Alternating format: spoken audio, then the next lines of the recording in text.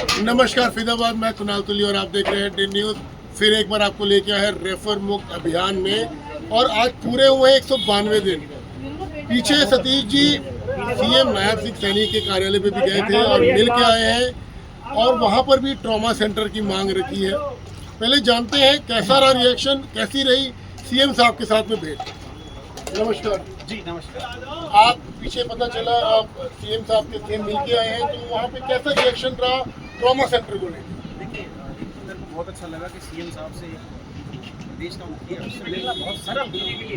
जैसे हम देखते हैं ना, यहाँ मंत्री विधायक से मिलने के लिए जब कई बार पाबंदी पड़ जाती है, प्रोटोकॉल ज़्यादा नहीं थे वहाँ पे। बिल्कुल कुछ भी ऐसा नहीं था। उन्होंने हमारा व्यवहार से करके उन्होंने नाम नंबर नोट किया, कहाँ से आए, अंदर गए, उन्होंने हमारे जो एप्लीकेशन लाए उसको स्कैन करके अपने मोबाइल में दिया। फिर उसके बाद मुख्यमंत्री से मिलने के लिए भेज दिया गया।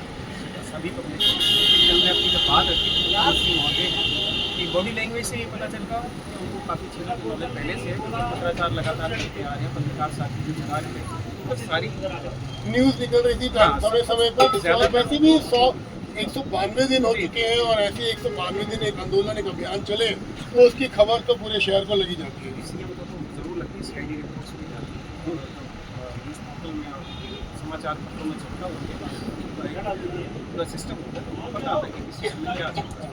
तो उनसे जब हमने बोला कि हमारे पूरे लोकसभा क्षेत्र में एक भी सरकारी एक ग्रेड का ट्रॉमा सेंटर नहीं है और भी रेफरल यूनिट बना हुआ हमारा सरकारी अस्पताल जल्द बनवा दिया जाएगा और जो आपकी बाकी बात है बहुत अच्छा लगा। जैसे पीछे मंत्री जी ने भी कहा था कि बनवा देंगे और एक बजट भी पास किया था, लेकिन उस बजट से आप नाखुश थे क्योंकि वो प्रॉपर ट्रॉमा सेंटर के लिए बजट क्रिएट नहीं किया गया था।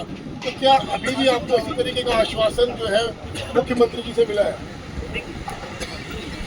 जितनी जानकारी यहाँ के मंत्री विधायक उन्होंने और हम इसके अंदर अपने आप को भी दोषी मानते कि हमारा डेलीगेशन प्रॉपर तरीके से उनसे नाम लेकर समझा नहीं कर पाया था। इसलिए अब हमने दोबारा शुरू किया। जो अब खुद मिलने गए हो आप? 10 पॉइंट हमने बनाए कि यहाँ की सारी समस्याएं हैं। जैसे मेंटेनेंस के अभाव में हमारे यहाँ करोड़ों की मशीन की जैसे डिजिटल एक्सरे मशीन है, CSR फंड से आई थी 90 लाख की है, सिर्फ इसलिए पड़ी है तो अब उसकी बैटरी भी डेड है, यानी जो 5-7 लाख का खर्चा था 15 लाख पे हो गया। धूल फाक रही है चीज़ें। जो हमारा ऑक्सीजन प्लांट है 1000 लीटर पर मिनट ऑक्सीजन पैदा करता था, वो मेंटेनेंस के अभाव से फायर सेफ्टी का काम 2.5 साल से छिड़ा हुआ है। ऐसी कैसी लटका उड़ाकर में छोड़ के चले गए। शुरुआत होती है लेकिन मेंटेनेंस नहीं होती है, प्रॉपर लक्ष्य तक पहुँच ही नहीं पाती। फंड की कमी रहती है, अधिकारियों की लापरवाही रहती है, वो एक जांच का विषय है। आप देखेंगे पीपी मोड पर जो हार्ट सेंटर चल रहा था पूरे लोकसभा क्षेत्र में एक ही ऐसा हार्ट सेंटर था जिसमें गरीब आदमी थे इलाज मिलता परिवार ऐसा कहाँ से लोग आते हैं स्पट लेवल पर मेट्रो के पास सबसे ज़्यादा हमारे इलाके में पिछले 3 महीने से बंद है।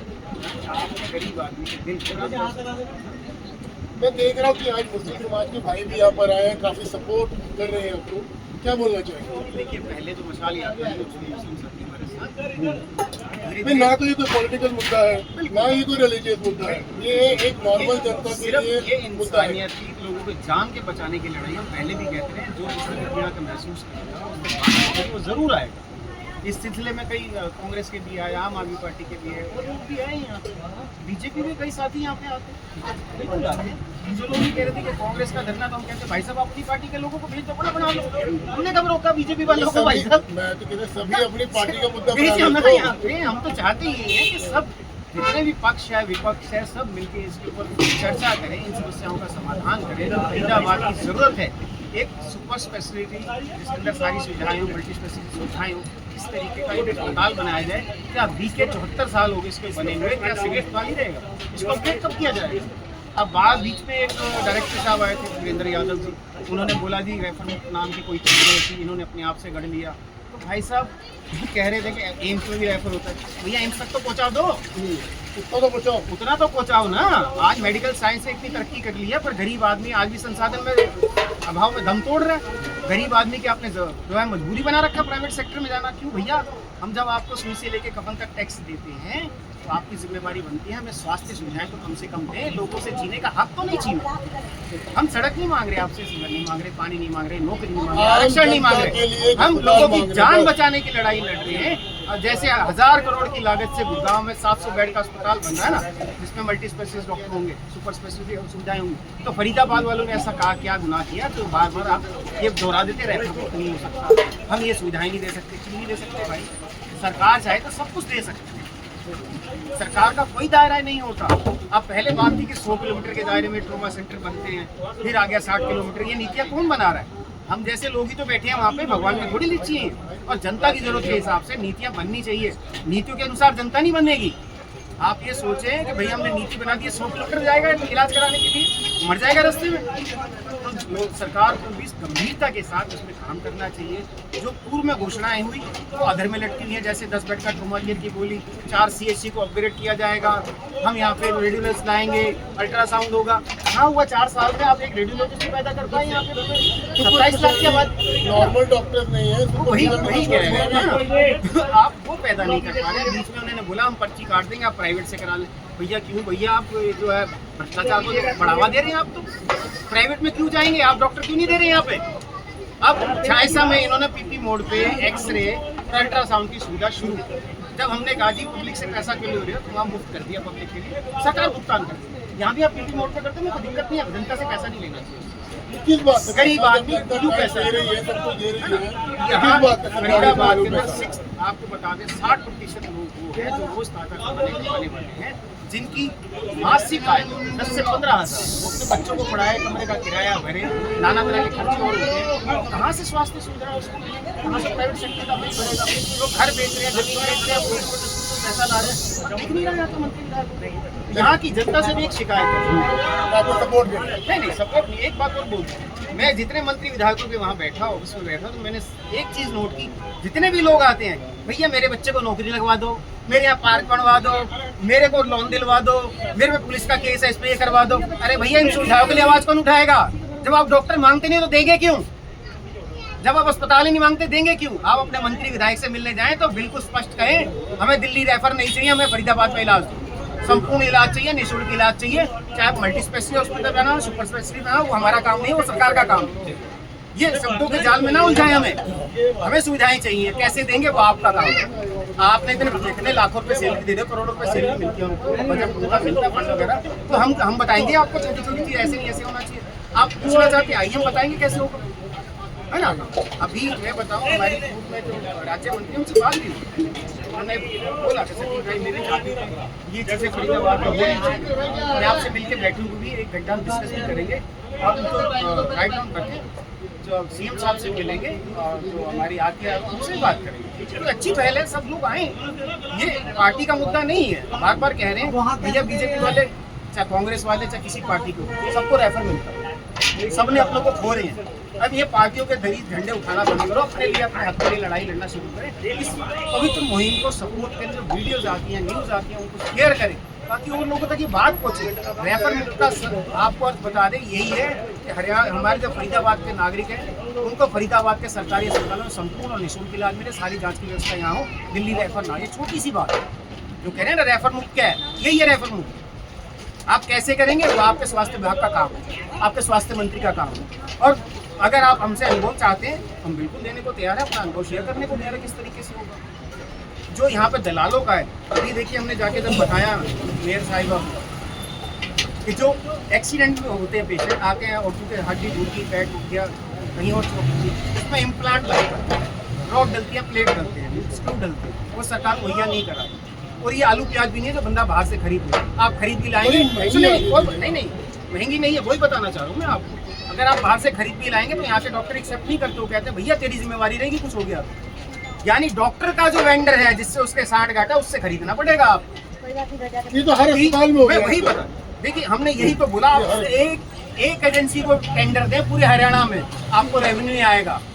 आम आदमी को जो 5000 की प्लेट है 5 की जगह 6 मिल जाएगी, 50 तो नहीं लगेंगे साहब। आम आदमी की जो लूट हो रही है वो तो बंद होगी, वेंडर बनाएगा आप, हम बताएंगे कैसे सुधार होगा। सभी अस्पतालों में चल रही है, बाहर की दवाइयाँ लाएंगे वो कहते हम गारंटी नहीं देंगे, अंदर की दवाइयाँ वही महंगी। उसके ऊपर जब हमने बार बार शिकायत की तो यहाँ पे कंपलसरी कर दिए कि आप सिर्फ सोल्ट का नाम लिखिए, आपको कंपोजिशन होती है, आप ब्रांड नहीं लिख सकते। सरकार ने उस पर संज्ञान उसके बावजूद यहाँ से लिखा जा रहा है। कुछ एक डॉक्टर हैं जो नहीं समझे, उन्होंने पहले पर्ची पे लिखते थे, पर्ची हमने पकड़ी, हमारे साथियों ने उस पर आवाज़ उठाई, तो हम व्हाट्सअप खेलते हैं। अब व्हाट्सअप पे बोलती है दवाई ले लीजिए, है ना, उस पर भी हम नज़र बनाए हैं। जैसे हमारे हाथ में आएंगे उस डॉक्टर के नाम लिखित कंप्लेंट देंगे यहाँ। और आपको बता दें, डॉक्टर हैं, अच्छे घर से आते हैं, ऐसा ना हो सलाखों के पीछे। सरकार का नियम है, आपको जेल हो सकती है, आपका लाइसेंस कैंसिल हो सकता है। तो आप, जनता जागरूक हो चुकी है, सबको पता कहाँ क्या खेल चल रहा है। ऐसा ना हो कि आप उसमें ना तो घेरे में ना आ जाए। और जो दलाल यहाँ घूमते हैं उनको बार बार हमने हाथ जोड़ के समझाया, नहीं समझ रहे तो नामजद उनकी भी रिपोर्ट कराई जाएगी। जो पुलिस वाले उनको सहयोग करते हैं उनके खिलाफ भी कार्रवाई होगी। यहाँ भ्रष्टाचार नहीं चलेगा, हमें सुविधाएं चाहिए और अभी हमारा हक है फरीदाबाद का लेकर। आइए बात करते हैं बाकी लोगों को। बताइए कब से इस मुहिम से जुड़े आप? ये हम तो शुरू से जल्दी से जुड़े हुए हैं। आज 192 वाला दिन है। हम सतीश चौपाटी को सलूट करते हैं दिल से। गर्मी, सर्दी, बारिश कैसा भी हो, हर हाल में अपने हम तो ये कभी कभार आगे के साथ देते हैं, लेकिन इनको हम सलूट करते हैं दिल से। अकेला आदमी ऑलमोस्ट 200 दिन होने वाले हैं पूरे, और 200 दिनों से यहाँ बैठे हुए हैं। हर चीज़ को, अपने परिवार को, सब चीज़ को त्याग करके यहाँ बैठे हुए हैं, सिर्फ हमारी जनता के लिए, गरीब जनता है। इनका कोई अपना निजी स्वार्थ नहीं है, कोई किसी पार्टी से नहीं। ये सिर्फ हमारे लिए है कि भाई गरीबों के इलाज में कैसे हो। क्या नाम है आपका? मोहम्मद जी, ये बताइए, ये जो मुहिम उन्होंने शुरू की है सतीश जी ने, इसके बारे में क्या बोलना चाहिए? ये तो एक बहुत ही काबिल कार्रवाई की जो मुहिम है, ये तो इसका तो कोई जवाब ही नहीं, क्योंकि ये सबके काम, सबके भलाई का काम है। इनका पर्सनल स्वार्थ नहीं है, ये तो आम जनता, आम पब्लिक, इसमें पैसे वाला हो, गरीब हो, सबके लिए काम है, सबके जुड़ते ही। और एक अहम मुद्दा है इनका, ये बहुत अच्छा इन्होंने जो पहल करी है।